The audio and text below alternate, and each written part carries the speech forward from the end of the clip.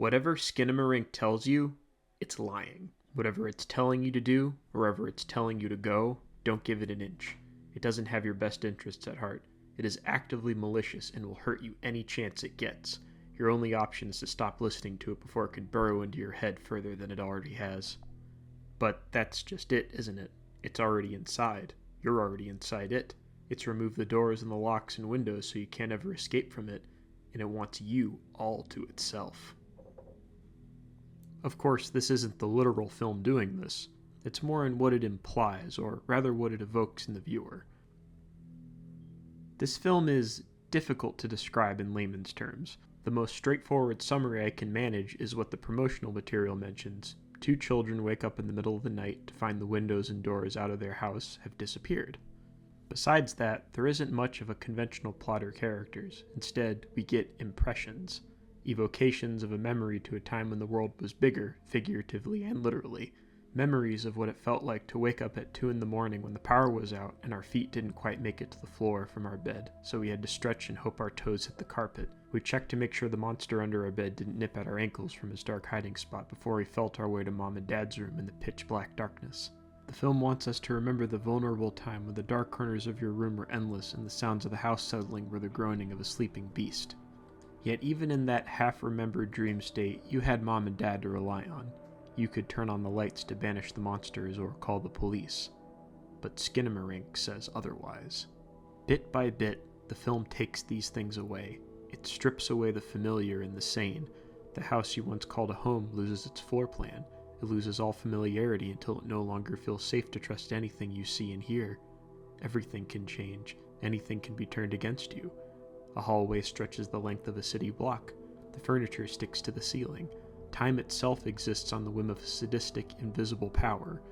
You cannot escape because the house won't let you, or rather, the one who controls the house, wherever they are. More than a film, Skinamarink feels like a nightmare dredged up from the deepest, bleakest corner of writer-director Kyle Edward Ball's imagination. It borders on sense memory at times, its grainy camera work accentuating the haze of the film's origins. You can almost feel the layer of dirt on the tape reel, which is funny considering the film grain is entirely a product of post-production editing. It adds a measure of uncertainty to what would have been static shots of dark corners and gloomy hallways. It's the stuff the analog horror genre, a recent horror movement, are made of.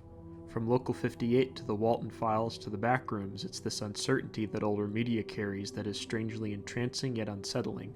When our eyes adjust to darkness, they mean to better capture what little light exists in the present environment. But the grain makes this task difficult. We see things in the grain because it's the only other element the eye can search for. As a result, we see things that aren't there, or rather, things that might be there but haven't revealed themselves yet. The literal events of the film are surreal, confusing, and terrifying.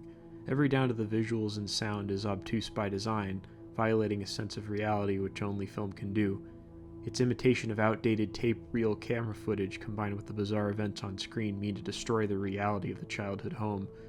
It means to attack one of the core points of nostalgia in its viewers and twist the innocuous interior of the suburban house into a surreal dreamscape with no beginning or end and no escape from the dark presence lurking in its wings.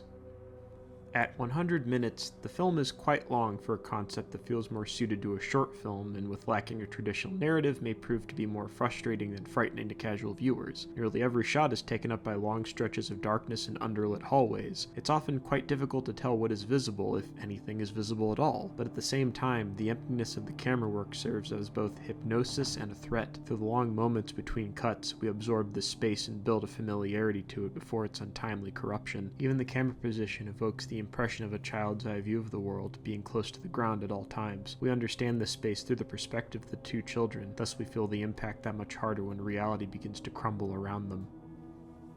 Most disturbing of all is the all-too-familiar horror Skinamarink slyly presents through its obtuse narrative. In essence, the film is about child abuse. The twist here is that we are seeing the abuse from the victim's perspective, albeit through the lens of a child's overactive imagination. We briefly overhear an incident in which one of the children has hurt themselves, the exact nature and series of events being unstated. Then the father is heard leaving abruptly, seemingly disappearing from the film and the world at large forever. The same goes for the mother, too.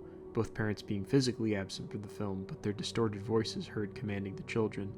The children are then left alone in the house at the mercy of this unknown power. The abuser, or abusers, are indeterminate shadows or indistinct faces in the dark, speaking with familiar voices but with no love or compassion. We witness basic amenities of life stripped away. We witness the children being isolated and slowly robbed of their agency. We hear a child forced to harm themselves and be harmed repeatedly. The younger brother, Kevin, attempts to contact the police, but the entity within the house takes away the only means of communication with the outside world. Childhood toys become grotesque in the limited light. The blinding light of the television goes out like a snuffed candle, the only bit of safety taken away forever by an evil presence that, for whatever reason, wishes nothing but harm on these two children who have done nothing to it. We never understand why any of this is happening. We never get an impression to the many questions the film raises.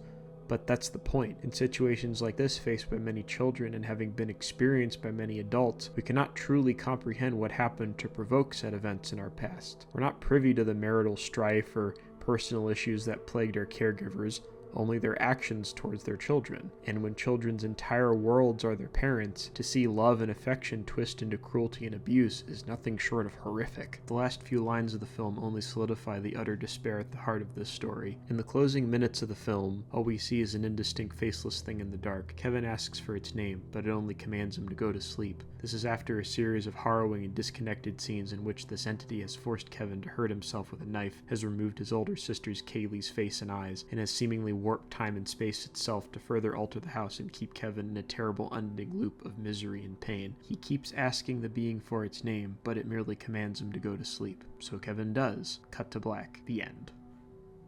Many have interpreted this ending as a death, with the child Kevin giving one last grim plea to the evil before passing away. This is certainly valid, but personally, I feel like it's more disturbing than that. With the abuse interpretation, the ending's title appearance after the entity's command is not death, but a submission. The child understands that he can't fight back. There's literally nothing that can be done. We have seen the entity that terrorized these children literally control the reality around them. It is everywhere and nowhere, but always right next to them if they ever step out of line. They can't disobey it or it will remove their face or force them to hurt themselves. And it doesn't have a name because somewhere deep down it knows what the kids are supposed to call it, but for reasons we never learn, the entity no longer sees the children as anything other than puppets. They are just playthings to this creature. It will never let them forget that. Death is a form of escape, but to submit to an eternity of torment to an uncaring power from which you can escape, that, my friend, is the worst fate I can imagine, especially for a child. By corrupting the familiar into the baffling and surreal, Skinamarink lulls you into security before cruelly stripping it all away and throwing you into terrifying uncertainty. Children's perception of reality hinges on their parents. Ideally, a parent would teach a child to understand the world, but when parents turn this authority towards abuse, a child's perception becomes warped. With enough time, what you believe no longer matters. It is the one who controls you whose belief matters. Every lie it tells you is reality, because what else is there to measure it against? Soon up is down, black is white. Cruelty is an expression of love. Skinamarink is a strange watch, but the emotions it evokes cut deep and don't let go. They're reminders of the evils committed through psychological abuse, be it gaslighting, intimidation, or neglect. Children cannot comprehend the logic of what is done to them in situations of abuse, so it sinks into the subconscious to fester and take hold. They remember the truth through dreams and memory in the darkest parts of the mind. Even when the abuser is gone, the horror may persist, and that distortion of reality forever stains the mind of the victim. So go to sleep. It's okay. It's only a bad dream.